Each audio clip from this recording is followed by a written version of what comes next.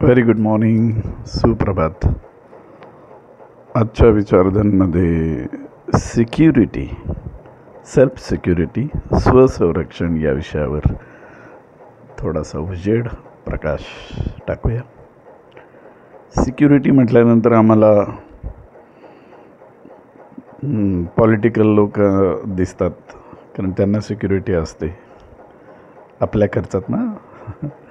आणि मग त्यांच्या आजूबाजूला काही माणसं असतात, मग त्यांना झेड सुरक्षा वगैरे वगैरे असं आपण ऐकलेलं असतं, पेपरमध्ये वाचतो आपण.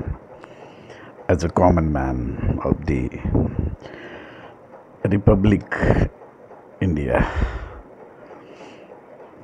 तर सिक्युरिटी, स्वसंरक्षण हे प्रत्येकासाठी गरजेचं आहे, प्रत्येक व्यक्तीसाठी गरजेचं आहे, असा नाही विचार करत आपण. ते कसं, तर सर्वप्रथम सिक्युरिटी जी हवी ती आर्थिक नियोजनाची असावी. कारण आडवं पडलं की तुम्हाला प्रत्येक गोष्टीसाठी पैसे मोजावे लागतात. त्यामुळं जी लहान मुलं आपल्याकडं आहेत किंवा येणार असतील, त्यांची आर्थिक कोंडी होणार नाही याची काळजी पालकांनी घेतली पाहिजे. याचा अर्थ त्यांचे लाड केले पाहिजे असं नाही आहे. कारण आजकाल मुलांचं म्हणजे सध्याचं वातावरण असं आहे की मुलगा 10वी झाला, 11वी 12वीत गेला की त्याला 2 व्हीलर ही दिली जाते. मोठ्या मुश्किलीनं आम्हाला सायकल मिळायची, तो का आठवतो. आता 2 व्हीलर म्हणजे डेली पेट्रोलसाठी पैसे आले. असा हा खर्च रेग्युलर सुरू आहे पालकांचा.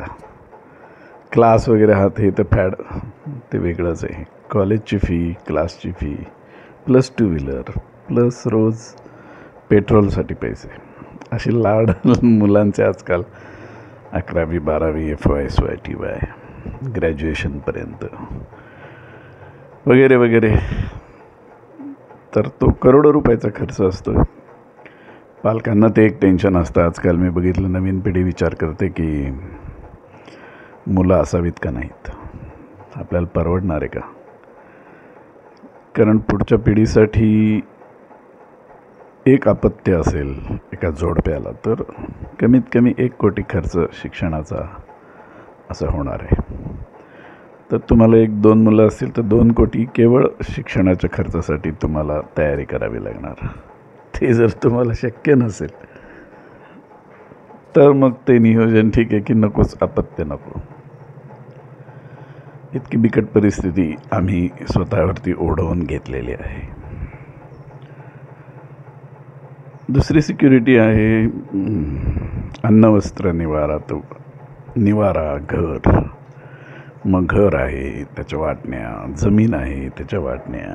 तर वाटणी हा प्रकार, ही कीड जी लागलेली आहे आमच्याकडे, तर त्यासाठी एक लॉंग टर्म एक उपाय शोधला गेला पाहिजे की माझा हक्क तुझा हक्क.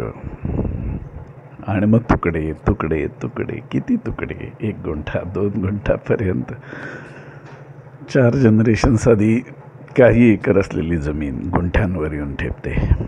इतकं मुश्किल होऊन बसलं आता. आणि त्याला थोडेसे आपले कायदेसुद्धा जबाबदार आहेत. म्हणजे साधं उदाहरण घेतलं तर आपण रेल्वेचं उदाहरण घेऊ. 1857 स्वातंत्र्याचा पहिला लढा, 1857, 1857. आमच्या झाशीच्या राणी लढत होती तेव्हा ठाणे ते मुंबई रेल्वे धावत होती. त्याच्यात 5 वर्ष आधी 1852 साली ठाणे ते मुंबई पहिली रेल्वे भारतातली धावली. ब्रिटिशांचं राज्य होतं. आणि नंतर 5 वर्षांनी 1857 साली स्वातंत्र्याचा पहिला लढा जो अयशस्वी ठरला. तर आम्ही माणसं बघितलं तर ब्रिटिशांच्या सैन्यामध्ये भारतीयच जास्त होते. भारतीयच होते हो, भारतीयांच्या विरुद्ध उभे राहायचे. काळाच्या ओघात आम्ही आमची ज्या विकृती आहेत, आमच्यात जे दोष आहेत ते झाकलेत. मूठभर आलेले परकीय तुमच्यावर राज्य करतात, तुमच्याच लोकांना नोकऱ्या देतात, तुम्ही ते स्वीकारतात. आहे की नाही गंमत? असा हा काळ गेला. सहिष्णू आहोत ठीक आहे हो, पण किती सहिष्णुता? 1000 वर्ष 2,000 वर्ष जर तुम्ही पारतंत्र्यामध्ये राहणार असाल तर मग ती कुठली सहिष्णुता? ते माणसं जागीच होत नाही. समाज हा निद्रिस्त असतो, त्याला जाग करणारी छत्रपती शिवाजी महाराज यावे लागतात. पण शेजारच्यांच्या घरी, आमच्या घरी नाही, असं एक विनोदाने म्हटलं जातं.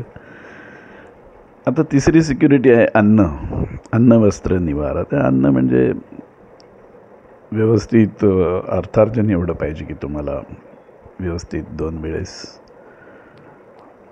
जे जीवनासाठी आवश्यक असलेलं सगळं अन्न वस्त्र निवारा ह्या तिन्ही मूलभूत गरजा म्हटलेल्या आहेत. तर यांची आवश्यकता आहे. तर जी तरुण पिढी विचार करते त्यांनी ह्या दृष्टीनं बघावं. अर्थात जुनी पिढी तर तयारच असते. आणि सर्व गोष्टी सन्मार्गानं व्हाव्या. 6.5 मिनटं झालेली, जरा थांबूया. Just enjoy your day. Thank you very much. आज पाडवा आहे. बायकांनी नवऱ्याकडे साडी मागितली पाहिजे, हो की नाही? नवऱ्यांचा खर्चाचा दिवस आहे, म्हणजे प्रेमाचा खर्च. Okay, wish you all the best. Thank you very much.